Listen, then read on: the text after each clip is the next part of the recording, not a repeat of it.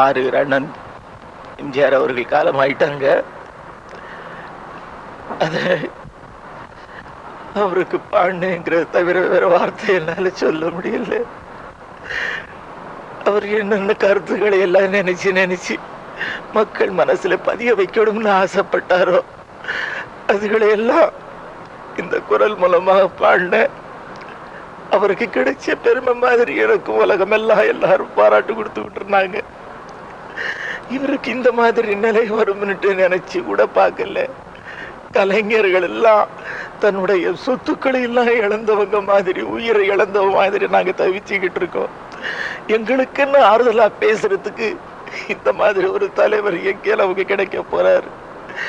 ஏழை மக்களுக்காக ரொம்ப பாடுபட்டுக்கிட்டு இருந்தாரு. ஐயாவை பார்க்கும்போது என்னுடைய பழைய சம்பவங்கள்லாம் ஞாபகம் வருது. ஒவ்வொரு பாடல்களை பாடும்போது என்கிட்ட வந்து இந்த உணர்ச்சியோட நான் சொல்லணும், விஷயத்தை சொல்லணும்னு ஆசைப்படுறேன், அதே மாதிரி நீங்க பாடணும்னு சொல்லுவாரு.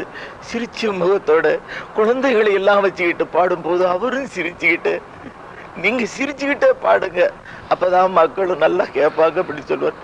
சிரித்து வாழ வேண்டும், பிறர் சிரிக்க வாழ்த்திடாது. இன்னும் ஒரு அருமையான கருத்தை மக்களுக்கு எடுத்து சொல்லிட்டு இருந்தாரு. நாங்க கொடுத்து வச்சது அவ்வளவுதான்.